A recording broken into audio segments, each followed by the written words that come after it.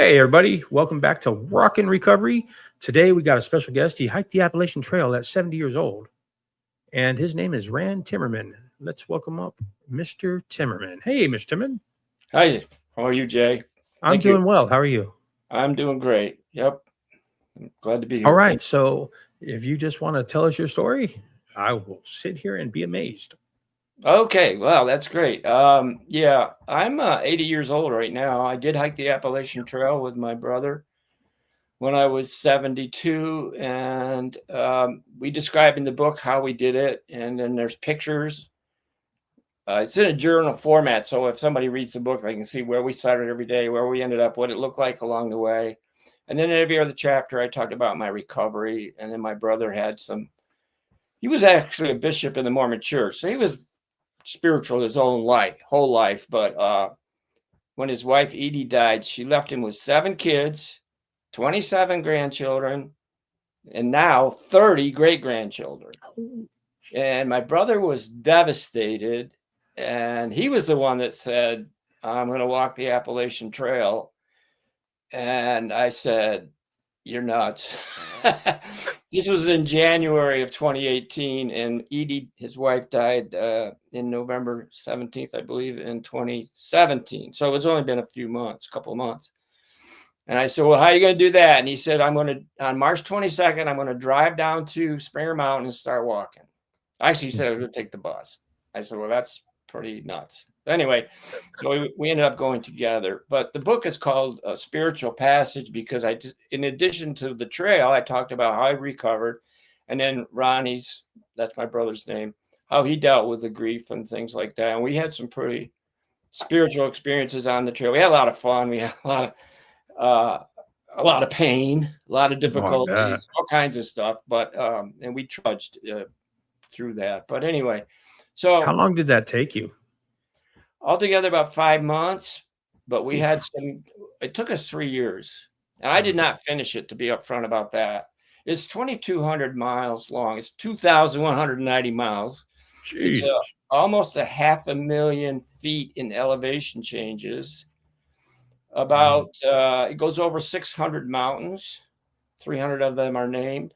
About 3 million people walk some part of the Appalachian Trail every year, but only about 3,000 try to do the whole thing.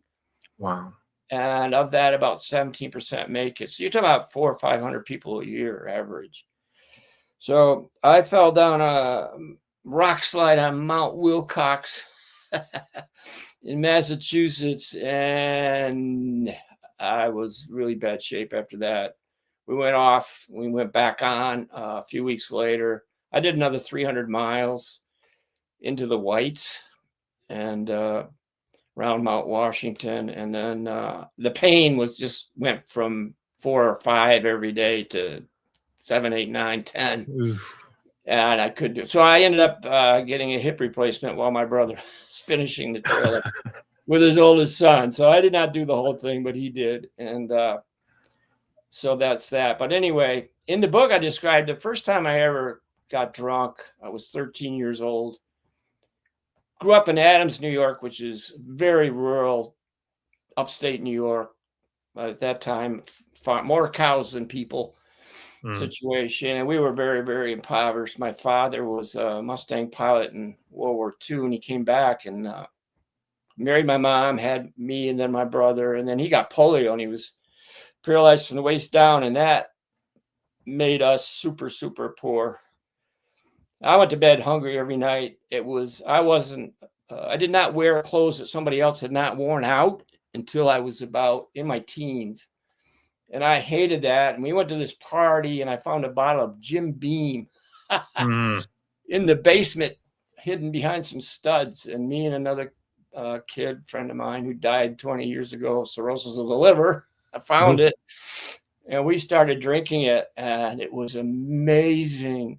I went from 95 pounds, patched clothes, acne face, feeling like I was the scum of the earth. And within a few minutes, I turned into Clint Eastwood. I'm 6 foot, whatever, muscle bound. I'm the toughest guy on the planet, the best 6 foot looking guy, tall and bulletproof. the sexiest, the smartest. I mean, the funny, everything. It was everything I ever dreamed of being. And we literally crawled home that night, and I laid in bed, and the room started flipping around. And I looked at the ceiling, and I realized if I rotated my eyes at the same speed, it didn't spin, and I just passed out. And the next day, my dad said, I went out, and he was out in the garage when I finally got up, and I told him what happened because I knew he would probably find out anyway. And he just looked at me. He said, "Don't ever do it again." And David's in the hospital. Now, David's 200 pounds. He's twice. I swear I drank more than he did. Jay, I knew it was going to be a problem someday. I knew I liked it too much. And I actually made a conscious decision I would never do drugs. And I never did drugs. That's a good thing. Yeah. So, and I work with guys today. I'm in a really strong recovery program. I go 7, 8, 9 meetings a week. I work with somebody almost every day for half an hour. We do some reading together and talk about whatever step they're on and what we're going to do to stay sober today and that kind of stuff. And I mean, I live a sober life now, but I went through hell to get there. Yeah. Yeah. My brother and I, we were both combat vets from the Vietnam War. Wow. Thank you for your service. Yes, sir. I was with 1st Marines up in I Corps around Da Nang, all the way up to the DMZ. Ronnie was in the Army. At one time, we were both machine gunners, except he was on a helicopter, 500 miles south from where I was. And we saw a lot of difficulties, very severe difficulties. I ended up in the Marine Corps because I was going to college in Oswego, which is a small college upstate New York, but I was working 3 jobs and I made money. And I was a pin setter in a bowling alley. You ever hear that? This is back in 1965, right? Wow. So 66, I did 3 semesters, and then I got drunk one weekend and I came to on the pool table, and the bar owner came in and turned on the radio and said they were talking about the 1st Marine Division doing combat operations in Vietnam. Now I'm drunk, right? Well, I'm hungover really bad. And Bill Wilson, the founder of the program, he always talked, he would tell his wife when she would complain to him about his drinking. This is before he got sober. He would tell his wife, "Well, I'm a genius. Most people drink too much of geniuses, but we get our best ideas when we're drunk." And I didn't know it way back then, but 50 years before I got sober almost, that I was the same damn way. If I was troubled about something, I had to get drunk, right? To figure it out. And then I would make these. I've been married 4 times. I had relationship problems when I came back from the war because I had a lot of other difficulties from that too, that experience. Today they call it PTSD. Back then they called it combat fatigue. They had different names for it. No treatments. So anyway, I came back, went to college. When I came back to Vietnam, I was a corporal. I was an enlisted man. But they had made me a combat lieutenant for the last couple of months to do. Lieutenant's lifespan in Vietnam was not very good. So I wasn't the only one that ended up being a temporary lieutenant. And when I left Vietnam, they said, you're going back to corporal, or you can go to OCS and become an officer, a real lieutenant. I said, well, that sounds pretty good. So I did that, and then I decided I'm not doing the infantry anymore. I'm going to go in the air wing because those guys get to take showers once in a while, among other things, right? They have cold beer and things like that. All perks. And when I got down to my duty station at Cherry Point in South Carolina, my old gunnery sergeant was there, and he's a captain now, temporary. When I left there 2 years later, I'm a 1st lieutenant, right? He was back to gunnery sergeant. Wow. Yeah, that's what happened to someone. But anyway, he said, well, I got these schools. You want to go to Rhode Island? I said, what's in Rhode Island? He says, a JAG school, Judge Advocate General. It's okay. You go there to be a legal officer. I said, sure. So I get over there. It's me and 99 captains. They're all college graduates, law school graduates. Yeah. And I'm the low man. I am literally the low man on the totem pole, right? But for whatever reason, they were in party mode pretty much. I decided I'm going to just work at this. Anyway, long and short of it is I ended up getting the best scores.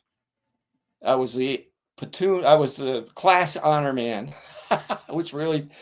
But what happened was, then I went back to the Cherry Point. I became the legal officer. And I started doing trials and stuff. I defended some guys, got them off. I ended up going, my Dale Moan, the gunnery sergeant / captain, sent me down to Roosevelt Roads, and I would come back and I'd be on the top of the list to go back to Vietnam, and then I wouldn't be, and then finally go, what's going on? And he goes, you dumbass, I'm sending you down to Roosevelt Roads to do those trials so you don't go overseas because you'll get killed. He was convinced I would never make it back again. I would have been a forward observer. But anyway, the point is that from that, I said, you know what? I think I can do this. I'm kind of good at it. So that's what I ended up doing, going back to Syracuse. But then the odd thing was for me, Jay, is that I got married when I was in the Marine Corps. I had 2 kids. I'm in college, getting my degrees. I'm working my ass off. And I'm thinking, you know what? It's amazing what I've been through with the war and all that. And I'm perfectly fine. Wow. And then one night I had the night terrors started, and I had a nightmare, and it was beyond horrifying. When I was in Vietnam, I was on a special unit for a while, and we went out on a mission that we all knew it was going to be either was going to be okay or it was going to be really bad. It was a monsoon. It was raining buckets. We had to march all night to get to where we were going. No air support. Nothing could fly in that. No radio. Wow. We knew. And we ran out of ammo. Right at daybreak, all hell. I had to use my bayonet to survive. And only a handful of us actually ended up surviving. So anyway, in my dream, I have this dream. I'm absolutely convinced I'm back in Vietnam. I'm in a battle. I have been gutted. An enemy soldier just stabbed me in the guts. I'm sitting on the ground holding my innards, and I'm trying to put them back in my dream. This is very real to me. This is totally real. And I'm trying to put it back in myself, and I'm going, it's slapping all over. I'm like, I'm done. This time I'm going to die. I'm not going to walk away from this, And I'm covered with blood. I can smell everything. I can smell the gunpowder. I can smell the blood. I can smell the manure. I can smell it all. And all of a sudden, I'm surrounded with a white light, and I'm screaming. And I open my eyes, and I'm looking, and my wife is sitting on the floor by the light switch, and she had just turned it on. And we looked at each other. Now, I'm not covered in blood. I'm covered with sweat.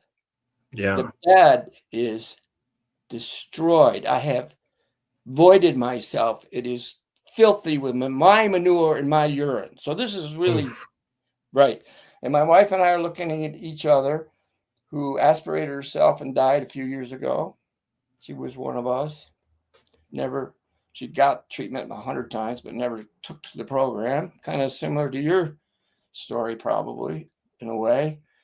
And we both knew that we were in a bad spot, And then, I started having these night terrors. And the point is that by alcoholism, I was able to drink and not do crazy stuff. And I drank too much sometimes, but I was not, no consequences really. But after that happened, I got in the habit of drinking really heavily just before I went to bed.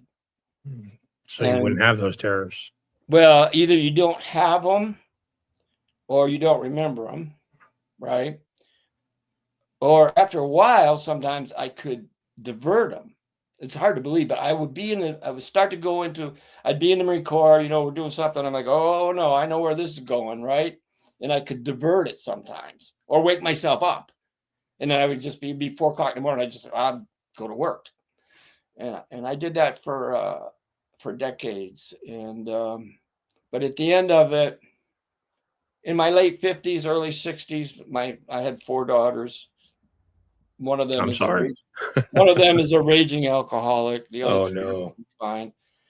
And has been for the oldest one is a really sad story. But anyway, but in my late 50s, early 60s, I couldn't stop anymore. I'll describe my alcohol. A lot of people talk about, especially in early recovery, I can't live without my lover. Alcohol is their lover and all this. And today I was listening to a lady at the meeting just talk about just that. And I kind of thought that way too in early recovery because it's so darn hard. But I'm looking back and I realized alcohol was more like a boyfriend, like a friend who was a boy, like my best guy friend. Yeah. And for a long time, he lived far away and he would just come once in a while. And we'd party and have a great time. And then he'd be gone. And I'd be doing the right things for a while. And then eventually when I got successful, he got a lot closer and we were kind of getting together every weekend. And then sometimes during the week and, and we're having a lot of fun still and things aren't bad and all that. But the kids grow up, go to college, go away. And my life took a bad turn and that son of a gun moved in. He wanted to party every day. He became your roommate. Yeah, he moved in and it wasn't good. He was not my friend anymore. No. He became an evil force and he insisted that I drink when I didn't want to drink, and I would pass out and I would come to and then I'm drinking some more. I call them air vodka vacations. Because I would drink cherry vodka. I didn't have to screw around with mixer. And after a while, I didn't even bother to screw around with the ice. I just and pass out and then come to and do it again. And I retired. I came into Alcoholics Anonymous because I could not stay stopped. And when I drank, I always end up drinking way more than I wanted to. And so I came into the program I'm in. It's an anonymous program. A lot of alcoholics in it. And I refused to do the God thing. From that first battle in Vietnam, I basically flipped God off. And men were dying around me that I thought were way better men than me. And I was shocked how filled with rage I was. And I fought like a maniac. Something took over and I flipped God off. I did that too. Yeah. And then for years and years, I didn't think about God much, but whenever I did, I just flipped him off. Right. Well, then I come into the program, the recovery program, and I really do want to get sober because this is not good. And I'm ending up I started drinking. It was always the same thing, Jay. It was like, I'm just going to get drunk tonight like I used to. Tomorrow I'll be all right. I'll wake up at 4:00. I was self-employed for 40 years. I had a bunch of people working for me. And I'll just go to work and I'll be a little jittery for a little bit and it'll be fine, right? No, that was gone. It was, once I started, I couldn't stop. And then I remember the first time vividly, I woke up and I'm in the hospital. What the hell? And I'm kind of like shackled.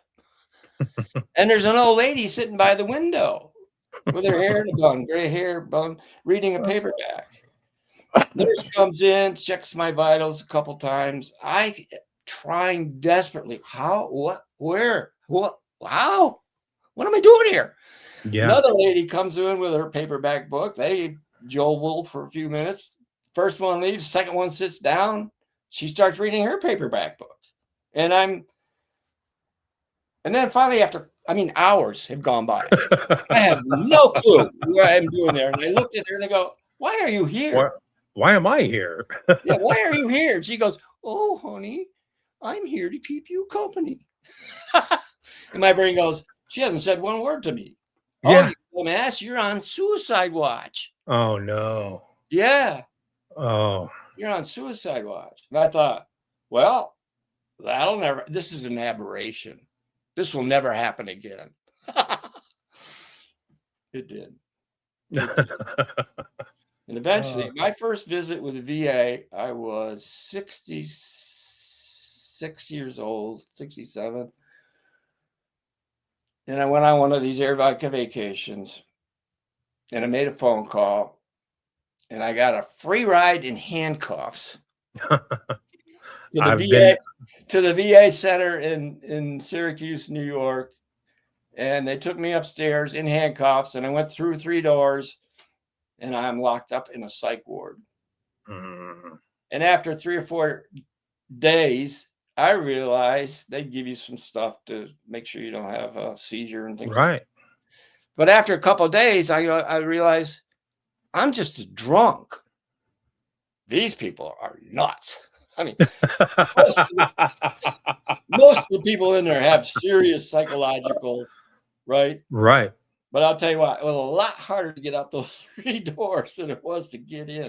And the funny Yeah. part too, Jay, was there was another guy in there who was a captain of an army company. He had been a platoon commander in Vietnam, and I mean, compared to me, his mental condition was horrific. Shot.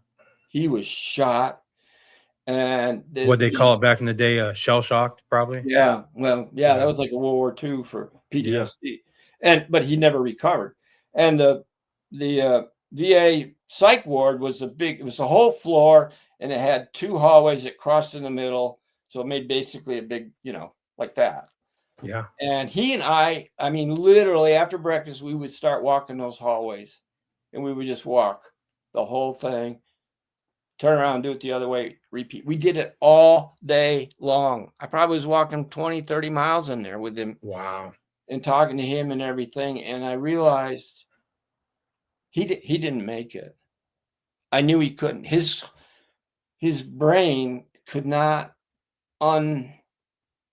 forget or deal with what he had seen, and what he Yeah. blamed himself for all those men that died and stuff like that. He didn't make it. I'll never forget that. I walked out of there knowing, and I had been going to this recovery program. I had been flipping God off pretty much daily now because I kept talking about spiritual matters.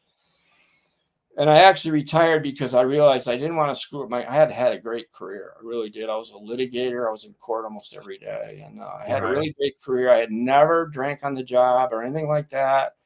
I had left early a few times. I walk out of a courtroom, be done, and I could have gone back to the office. Didn't do that. I was not perfect by any stretch of the imagination, but I didn't want to destroy that. So I actually retired and started focusing on the program. But at the end, by refusing to have a relationship with a higher power, I doomed myself. And at the end, I had been on a 10-day air vodka vacation, and I decided to go to the liquor store and get a gallon and finish the job. I mean, I was a wreck, as you can imagine. I had voided myself. I was Wow. as filthy as you could possibly be. I looked like a street person that had been on a really bad trip for a week or more, right? And I went and sat on a guy's front step. No lie, Jay. His name is Billy Cook. He's not with us anymore, so I can say his name. And he came out of his house, kind of looked at me like, uh-oh. And then he looked at me, and his eyes kind of perked up, and he came over and sat next to me, and he looked at me and he goes, I know you. You are just like me. Wow. He had 30 years sobriety in Alcoholics Anonymous. Wow. He said, what do you want to do? And I said, I need help. I started crying, I need help. Yeah. What do you want to do? I need help. He said, I'll take you to the hospital. I said, okay. So I thought he was going to take me back to VA and probably kick me out and tell me to go inside and good luck, give me a pat on the ass or whatever. He took me to he said, I know a better place. He took me to another hospital. He knew they had a detox unit in there. And he parked the car. He came inside with me. He sat next to me the whole day. I'm on the gurney with tubes in my arms, right? He's sitting in a chair, and he told me his story, how he had come into the program I'm in. It's an anonymous program. 30 years before that, and he never drank again. The old guys put their arms around him and said, stay with us, kid, you'll be all right. And he was. And turned out he had helped hundreds of men. Yeah. It sounds like he just did that to you. Stay with us. You'll be all right. Yeah. Yeah. He knew. See, when we have our very worst bottom, when we have the very worst possible time ever, where we're at that horrible, horrible, most painful point, is when, and this, is the moment you have your best chance to recover. Absolutely. Right. And I did not know that. He knew it. That's why he stayed. I said to him 3 or 4, Billy, I'll be okay. You don't have to stay. Oh, no, I'm okay. I'll stay here. We'll talk a little bit more. Ain't got no other plans. He was going to go fishing. That's what he was doing. He came out with his fishing. Later on, I found out that's what he did. He loved to fish all day long. I screwed up his whole day. You know what? I bet you wouldn't change it for however much fishing you could take. I bet you wouldn't have changed it. No, he knew a lot of things I did not know, even though I had been in, at this point, I had been in the program for 3.5 years. I relapsed 12 times. There's some irony there, 12 steps. Totally worse every single time. I had been defiant. I kept flipping God off. And so anyway, Billy came and saw me every day in detox, and then he picked me up, took me to a men's meeting, and we're sitting there, and I'm thinking, what are you going to do, Rand?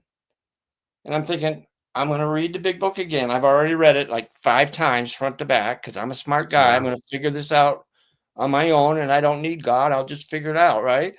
I had probably been to 2,000 meetings at that point. And I'm sitting there, and Billy kind of leans over and says, Rand, if I could have changed myself, I never would have walked through that door 30 years ago. And my brain went, That's the truth. Holy shit. I wanted to change, Jay. I did. Yeah. I wanted. And I looked at him and I said, I'll do whatever you tell me to do. Tell me what I need to do. Yep. Just go. Yeah. We get out of that meeting. He's a very jovial guy. There's a lot of, laughter and stuff going on. And we're out in the parking lot. It's dark and they're yucking it up. And then finally it's just me and him. He had picked me up because he knew I was still pretty, well, he got me from detox actually. So, and before we leave, he looks at me, he goes, Rand, you need to pray to God. And my brain explodes. I'm like, Billy, come on, man, And he goes, or you will get drunk again. We ended up doing third step prayer on our knees in that parking lot. And he said, you're going to pray every morning. Billy didn't use suggestions. 1 through 3, right? Yeah, no, he was, you will, or you can get drunk again. Well, I didn't want to do that. Sure as hell didn't want to do that. So we got on our knees. He taught me how to pray. He said, you do it every morning. Jay, I have been doing it every morning now for 11 years and 3 months, and I have not had to pick up a drink. And that's just for today. Yeah. So I started doing that, and Billy and I went to a meeting every day. He taught me, you never leave one without knowing where you're going the next one, and you don't drink between meetings. Simple, right? Plain and simple. Yeah. Easy to follow. Easy to follow. Yeah. After a couple of days, I realized what he was doing. But problem was, I couldn't go 20 hours. I knew it. So we always went to a night meeting. Like the next day, I went to the early bird meeting at 7:30. I went to the community group at noon. I went to happy hour, 4:30. And then I went to a meeting with Billy. The first couple of weeks I was going, because the meetings, I couldn't figure out why I go to a meeting, I feel pretty good. Right. What? Why? Because the rest of the time I'm thinking about drinking, right? That first 6 months. Yeah. But I realized in the meeting, and then I realized, well, you're talking about not drinking. Right. Slowly my brain is starting to process a little bit different. It sounds like a friend of mine, John Devlin, he would say he would go to a meeting every time he wanted to drink. Yeah. And that was all day long. So literally he did back-to-back meetings, and he's got 25 years, I think, from meetings every day. Anytime he wanted to drink, he would go to a meeting, and that's how he did it. Right. So we did that. I was sneaking around a lot of extra meetings because I needed them to stay sober, like you just said. We did first step pretty quick. Billy kept talking about, you're going to have to do 4 and 5. 4 and 5, right? Made an honest searching personal inventory of ourselves. And then Admitted to God, ourselves, and another human being, the exact nature of our wrongs, 4 and 5. And I'm like, I don't want to think about it. I sure as hell didn't want to think about Vietnam. And I Yeah. do not want to do it. I don't want to tell anybody else. And Billy knew that about me, see, because he spent that day with me. Very important. And so I don't know, a few weeks went by. I'm starting to feel a little bit better. I'm still thinking about drinking all the time. And one day Billy goes, so, Rand, have you come to believe that a power greater than yourself can restore you to sanity? And I said, no. No. I grabbed my rigorous honesty card out of my back pocket, right? Because I've got to be rigorously honest, and slam out, no. And Billy kind of chuckled and looked at me. He said, well, Rand, do you believe that I believe in a higher power and I've been restored to sanity? And I said, absolutely. And Billy goes, okay, well, obviously you do believe in a higher power. It's just not yours yet. And then he did the same darn thing with me on 3, made a decision. You ready to make the decision, Rand? Oh my God. Not yet. Give me some more time. Oh, I need more time. See, Yeah. Give me some more time, please. Not yet. Rand, he said, look, Rand, it's just a decision that you're going to turn your will and your life over to the care of God that does not want you to drink. We're talking about using your willpower, which is pretty substantial because you're praying every day, you're going to meetings, you're making the phone calls, you're reading the literature, right? You're doing a little bit of service work. You're doing the 5 things every day. That takes willpower. So we're not talking about giving up your willpower. We're talking about using it in conjunction with God's will that you don't drink alcohol. Pretty darn simple, right? So, and he said, it's just a decision. I know, Billy, but look, when you actually do it, that will be between you and that higher power you're developing a relationship with. And my brain goes, oh, so I do have some say in this. It's going to be when God and I work this thing out, right? Yeah. I said, sure. So here we go. Absolutely. Yeah. Back on our knees, praying the 3rd step prayer again, holding hands. Billy was an electrician. That was really weird, holding another man's hands, Billy was an electrician. He had this electrician hands. I mean, they are very calloused, freaking dirty. Yeah. But like put yourself in a vice and then yeah. So yeah, and then 4 and 5. So one day he goes, so this is like 3-4 months, right? My habit was like every 95 days, I would wake up in the morning and every cell in my body would be, Rand, today's the day, man. We're ready to party. This is it, man. Okay? Don't let us down, Rand. Every cell in my body. Today's the day. And that was my problem. Even when I was attending these meetings, without a higher power, I had no defense. Right? See, one of the things I didn't understand, Jay, was if I am literally powerless over alcohol, that means with every fiber of my being, I cannot not pick up that drink when I'm in that terrible spot. How well did that sit with you being in the military that you were powerless? Yeah, that's it right there. Right? Yep. That was my dilemma. But then if I think of, okay, if I don't have enough power, no matter what I do, then I need a power outside of myself. And obviously it can't match wits with me because I'm an idiot. It's got to be greater. It's got to be smarter, greater, bigger than me. Yeah, absolutely. Everything. So that's called a higher power. Well, what the heck? Why didn't I think of that? So Billy's constantly, now we're working on 4, searching and fearless moral inventory of ourselves. And Billy goes, are you working on it? Yes, sir, I'm working on it. So one day he goes, how much have you actually written out? And this is all in my book, by the way. I started 1 page. I started a sentence. I started it. I put step 4 on it. No, I said, Billy, I am really thinking hard and long every day about what I'm going to write out. And Billy says, you dumbass. I don't know what your problem is. God knows it all anyway. That God you're praying to. And I go, damn it all. Got me again.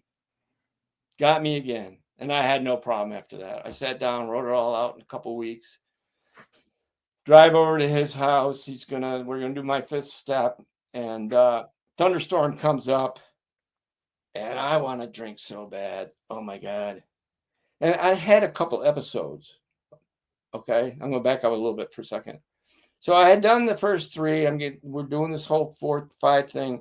And one morning I wake up and every cell in my body is screaming, today's the day. And I'm like a zombie. I get up, go down. Eventually it's time. The liquor store is going to open in 10 minutes. I got my keys in my hand. Today's the day I'm going to ruin my whole life again. Right. And I hear Billy's voice. Billy had said to me, Rand, when you get that feeling again, because you're going to, don't call me. See, that's the opposite of what we tell people to do, right? Yeah. But Billy, he knew that I would, because of my military and all that stuff, if I decided to drink, that's what you're going to do. Anybody. That's what you're going to do. Yeah, that's because it's what I've always done. He knew that. Right. He said, you get on your knees and pray that God you don't believe in. So I got my keys in my hand. I'm headed out the door, and I hear Billy's voice in my head. You get on your knees, mister, and you pray that God you don't believe in. And I got on the floor. I actually ended up in the fetal position, crying my eyes out. Don't let me do this again. Please, don't let me do this again. And it went away. Yeah. Probably less than a minute. And I stood up and I'm like, holy crap. And I even waited. I waited quite a while. And then I think I actually went to a meeting, and then I called Billy up. And I said, you won't believe what happened. He goes, oh yeah, I'll believe it. I pray to that God that I don't believe in. Yeah. And then after we did 4 and 5, I had another episode. That one wasn't quite it was the same thing pretty much. And that one took a little bit longer, but I didn't drink. And see, now I have faith because I prayed to God and it went away. Yeah. It took a little bit more. I had to go to another meeting and stuff like that. And then I called Billy and it went away. And I'm like, you know what? This is actually working. And I'll tell you this story too, Jay. So there's another old timer, a friend of Billy. His name is Gene Mack. Gene's gone now too. Wow. This whole time I'm in AA, I'm going to a early bird meeting and I'm going to a happy hour meeting most days. And I'm not asking anybody for help. I'm not doing the God thing. There's a guy there by the name of Gene Mack, very spiritual guy, sits in the corner. And I would talk to Gene. Usually when I came back, I would go to the meeting that he was at and I would sit down next to him and I'd be holding a cup of coffee like this. He'd go, oh, you went back out. I wonder where the hell you went. Gene, I don't understand why I can't get this. So finally, when I did get Billy, I went in there and saw Gene Mack and I sat down. I got there real early. It's just him and me in this great big room together. And I said, Gene, I finally got a sponsor. Oh yeah, who's that? Billy Cook. Really? And I tell him what happened in the hospital and all that. And he goes, Rand, it's got to go from here to here. It's got to go from your head to your heart. I'm like, oh, Gene, come on. Don't be BSing me. I know it went from here for you, but that's not going to work. Well, so when I told him about Billy, he said that. And I said, okay. So I would see him every day. In the first week or so, I'd come in, he'd go like this, got to go from here to here. And I go, yes, sir. I give him the old Marine Corps like that. And then after a while, every day I would see Gene, he'd just go, and I go like that. I could be on the other side of the room. We'd make eye contact. We did that. So I've done the first, I'm working on 6 and 7, right? And entirely ready to have God remove all these defects of character, humbly ask God to remove our shortcomings. And I'm sitting there, and Gene always had a bunch of people around. I mean, everybody loved him. So I'm kind of off to the side, and I'm looking at Gene. I'm like, wait a minute. And all of a sudden, I realized he hadn't done this in about a week. We hadn't done the whole, and then I realized I had changed. It had gone from here to here. And I knew it. And I hadn't thought about drinking for a few days. Yeah. And that's when I knew it was actually working. It was really Yeah. working. When So, that next day just feels like any other day, it feels like a norms day, a normal day, whatever version of that may be. That's when I knew that my recovery and that my sobriety wasn't in question anymore, yeah, is when it started feeling normal. right. So when, like this morning, I'm usually working with somebody all the time, on a daily basis. And I was working with a guy. He's doing really, really good.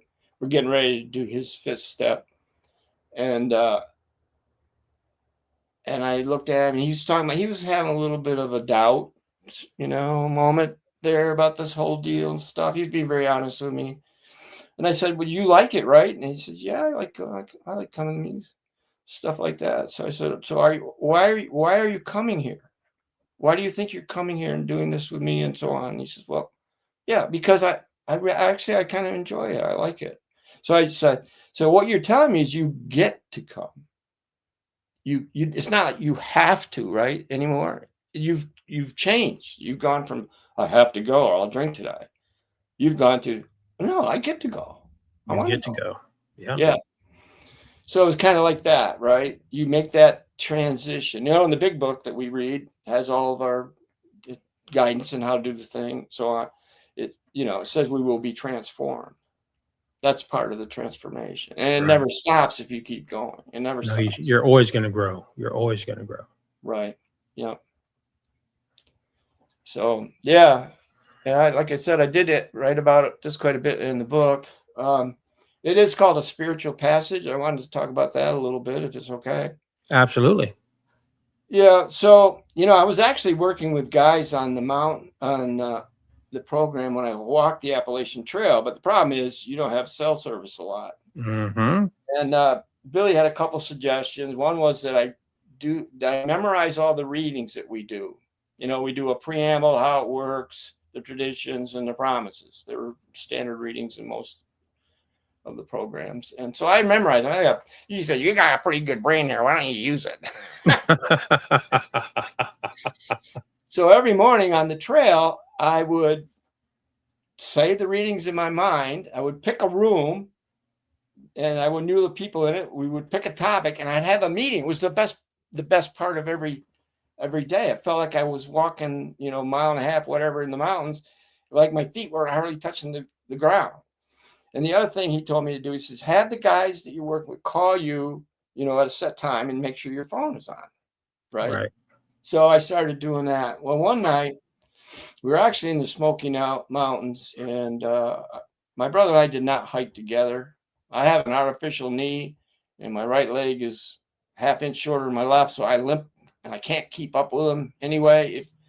And actually, we had two vehicles, so we were staying on the trail, but we had a vehicle, and he would hike south, and I would hike north, and then he'd bring around, and we slept on the trail every night, but we were sleeping in our vehicles most of the time.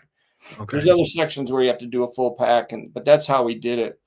And so I'm in the Smoky Mountains by myself, and I decided to go, and it was really crappy weather. When we went from 40 all the way over to Fontana Dam in the Smoky Mountains section there, the weather was horrible. You're way up high, walking in Mm. the rain, the fog, and everything. And Miserable. yeah, the shelters were packed. If you stayed at the shelter, you're supposed to put your tent up under where the Mm. line is that you hang your food from so the bears can't get it. Mm-hmm. Never made any sense to me. No. So I never stayed there. And so I went to this, what's called Falls Gap, pitched my tent. It's almost dark. It is storming. And the ridge there drops off thousands of feet on each side. It's about 20 feet across. I was taking a leak before I got in my tent to hopefully get some sleep. And I'm looking down, and I can see hundreds of feet below me. There's a tree that's actually further behind me than my feet are. And I'm like, oh my Oh God, no. this is a really bad spot. Well, sure enough, during the night, the storms came up. Oh. And I have never experienced anything like it. Well, Vietnam, people were shooting at you, but Right. but it wasn't like that, but it would sound like freight trains coming up the side of the mountain, right from the valley, right from the south to the north. And sometimes they'd go to my right and my left, and it was like horrifying. And then every once in a while, one of them would come right at me. And I had a Mount Everest type tent. It's a very good tent. It's Right. got 2 ridge poles on it. It's very sturdy. My brother said, well, when I was telling him about it, were you hanging on the ridge poles? I said, hell no. No. I was pushing down with the stakes with my hands and my feet, trying to make sure, because I felt like I was in a body bag. Yeah. And the poles, the tent was collapsing. It was beating the crap out of me in the middle of the night in these winds, right? And I'm like praying like a son of a gun. I'm thinking, but I'm praying, God, I don't know if I'm going to die, I guess I'm going to die. I can accept that. But man, oh man, I've been good, Right. for a while. And I've been helping guys, and I really would like to stay alive, Right. Yeah. And so that's kind of how my prayers were going. But I was also expecting that I wasn't going to survive it. It just didn't seem possible. And then just before it started getting light, it started to stop. And I was amazed. And I got up, and then one of the guys called me. I had turned my phone on, and I'm standing there getting ready to move on. And he calls me. He goes, Red, are you okay? Are you okay? And I said, yeah, I'm fine. He said, well, I've been watching the weather. They had horrible storms the other day. They had some tornadoes. And I said, well, I didn't see any tornadoes. But so that was one of my spiritual experiences that I explained in the book. And what's your book called? It's called A Spiritual Passage. Spiritual Passage. Yeah. My brother was dealing with grief from the death of his wife, and he had a powerful moment. He decided to do this because I think that he felt that the physical pain and the difficulty of hiking the Appalachian Trail would take away the pain of grief. It would mask the emotion. It would be better than the emotional pain of just sitting around feeling that love. And right? Yep, I get that. Yeah. I think that's why he wanted to do it. But he had night terrors a couple of times. We both have them, as you know. And he wanted to quit. And I said, I got him out of bed, and I made him some cocoa and stuff like that. And I said, just getting light. You can't make a decision like that in the middle of the night, I knew he would probably regret it. So, but I was hurting so bad, I was hoping. Actually, I would have been fine with it, right? Like, please quit. Please quit. We were in Virginia. It's 550 miles through Virginia. You go through 14 states. Virginia. Oh my gosh. Yeah, it feels like you're in Virginia forever. Yeah. So anyway, he finally came. Okay, we'll do. I said, just when we meet, if you decide we want to quit, we'll go home. And so I'm kind of looking forward to it, right? Yeah, absolutely. I can't quit until you quit, so please quit first. We meet each other. He doesn't say anything. He's smiling. And, oh, damn. We kept going. We were averaging 11 miles a day. That's not bad. I mean, that's pretty good. I mean, let's just face it. You were 70 years old, so that's pretty good. Oh, it's damn good. I mean, the younger hikers we never stopped. Right. Except when we met each other. We would sit down, have something to eat, talk a little bit, usually 5 or 10 minutes, and then we'd go again. And I don't know, it was something about we're military guys. You were on a march, you march. You don't sit down, you got your pack, you don't take your pack off, because you're going to stiffen up anyway. So you just if you sit down and get too comfortable, you're not going to get up. Yeah. So we never stopped.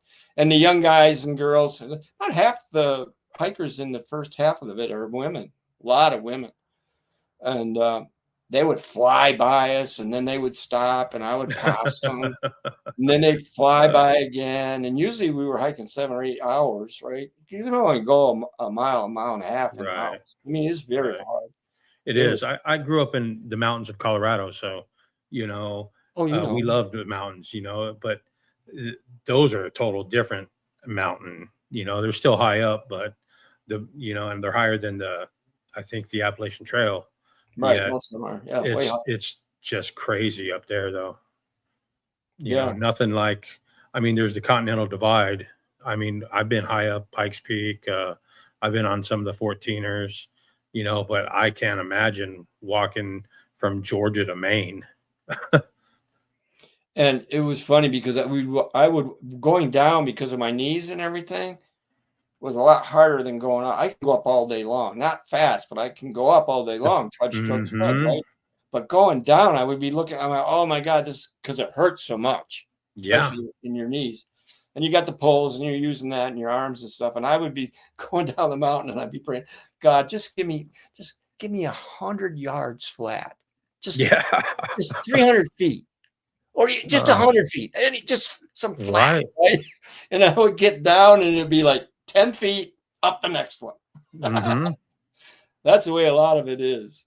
Yeah, that's the way life is, though. Too. It's up and down, up and down. It's peaks and it's valleys, and we take advantage of the valley sometimes, and just make it over the peaks. That's just basically freaking life. Yeah, you're right. Absolutely. Yeah, it certainly helped me on my sober journey. I did not expect to be, doing a book and all that. I hadn't, no, I took 5,000 pictures. My brother took hardly no pictures. He was more like March. Right. I was more like, I will never walk this way again. I'm taking pictures to remember it. I took a lot of pictures. I got pictures of bears. Like, here's a bear. This is a mama bear. Oh shit. Those are, let's see, those are her cubs. Oh no. And so I saw a lot of bears, snakes. There's all kinds of stories in there about that. There was some. Well, I'm gonna have to check that book out. Actually something I'd like to read. Actually, Right. So yeah, I will be probably checking it out. If you Google A Spiritual Passage, it will pop right up. My name. Okay. It's on Amazon, Thrift Books. All the. Okay. I have a website, randtimmerman.com. It's just my name, randtimmerman.com. All small case, all run together. No. People can get a hold of me by my email, rand.timmerman@gmail.com. Yeah, I've got your email. Okay. And I'm on LinkedIn, but I'm not, I don't know. I'm 80 years old. The social thing. Really. I knew that when I got an email from you. That obvious, huh? Well, Rand, it's been a pleasure having you on this show. It's a very inspirational story you have. I'm glad you were able to come on here and tell it. I think you are a true inspiration in recovery, in life, and just as another human being. And I really do appreciate you coming on the show and sharing. Thank you for the opportunity. I really appreciate it, Jay. It's been a lot of fun. Thank you. Yes, and sir. It has been fun. I mean, it went by so fast, And on that, y'all keep rocking your recovery. Thank you. Thank you.